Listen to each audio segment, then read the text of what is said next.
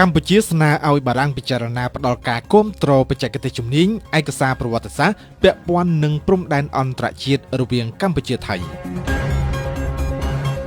សម្ដេចតបដីហ៊ុនម៉ាណែតនាយករដ្ឋមន្ត្រីកម្ពុជាបានផ្ញើលិខិតមួយច្បាប់ជូនលោកអេម៉ានូអែលម៉ាក្រុងប្រធានាធិបតីបារាំងដើម្បីឆ្លើយតបទៅនឹងការបង្ហាញឆន្ទៈរបស់ប្រទេសបារាំងនៅក្នុងការត្រៀមខ្លួនផ្ដល់នូវឯកសារប្រវត្តិសាស្ត្រនិងបច្ចេកទេសពាក់ព័ន្ធនឹងព្រំដែនអន្តរជាតិរវាងកម្ពុជានិងថៃ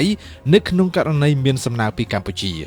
នេះបើតាមសេចក្តីប្រកាសព័ត៌មានរបស់ក្រសួងការបរទេសចេញនៅថ្ងៃទី4ខែកុម្ភៈឆ្នាំ2026នៅក្នុងលិខិតប្រមុខរាជរដ្ឋាភិបាលកម្ពុជាបានអរគុណបារាំងដែលប្រកាន់ជំហរជាគោលការណ៍គាំទ្រចំពោះបទឈប់បាញ់រវាងកម្ពុជានិងថៃក៏ដូចជាចំពោះការចូលរួមប្រកបទៅដោយការស្ថាបនារបស់បារាំងនៅក្នុងកិច្ចប្រឹងប្រែងសម្រួលដល់ការដោះស្រាយជម្លោះដោយសន្តិវិធីស្របទៅតាមច្បាប់អន្តរជាតិនៅក្នុងបរិបទនេះសម្ដេចធិបតីបានស្នើសុំឲ្យប្រទេសបារាំងពិចារណាផ្ដល់ការគាំទ្របច្ចេកទេសជំនាញនិងការប្រឹក្សាយោបល់ព្រមទាំងសម្រួលការទទួលនិងផ្ដល់ឯកសារប្រវត្តិសាស្ត្រនិងបច្ចេកទេសពាក់ព័ន្ធនឹងព្រំដែនអន្តរជាតិរវាងកម្ពុជាថៃ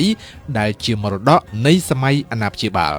ទន្ទឹមគ្នាសម្ដេចបានបញ្ជាក់ជាថ្មីថាកម្ពុជាត្រៀមខ្លួនធ្វើការយ៉ាងជិតស្និទ្ធជាមួយបារាំងនិងសហគមន៍អន្តរជាតិដើម្បីការពារសន្តិភាពតាមរយៈការគោរពច្បាប់អន្តរជាតិនិងការដោះស្រាយជម្លោះដោយសន្តិវិធី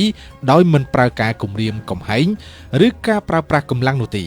ប្រមុខរាជរដ្ឋាភិបាលកម្ពុជាមានជំនឿយ៉ាងមុតមាំថាការបន្តចូលរួមចំណែករបស់បារាំងនឹងជួយដល់គោលបំណងរួមដើម្បីសម្រេចបាននូវដំណោះស្រាយដ៏យុត្តិធម៌និងយូរអង្វែងដែលអនុញ្ញាតឲ្យប្រជាជនកម្ពុជានិងប្រជាជនថៃអាចរួមរស់ជាមួយគ្នានៅក្នុងសន្តិភាពសន្តិសុខភាពជាអ្នកជិតខាងល្អនិងវិបុលភាពរួមទាំងសម្រាប់ប្រជាជនជំនាន់ក្រោយៗទៀតរាជរដ្ឋាភិបាលកម្ពុជាក៏បញ្ជាក់ឡើងវិញនូវការបដិញ្ញាចិត្តយ៉ាងមុតមាំចំពោះការដោះស្រាយជម្លោះដោយសន្តិវិធីដោយដាច់ខាតមិនគំរាមកំហែងឬប្រើប្រាស់កម្លាំងនិងលើកកម្ពស់ច្បាប់អន្តរជាតិនិងពហុភាគីនិយមដែលជាមូលដ្ឋានគ្រឹះសម្រាប់សន្តិភាពស្ថិរភាពក្នុងតំបន់និងពិភពលោកទាំងមូល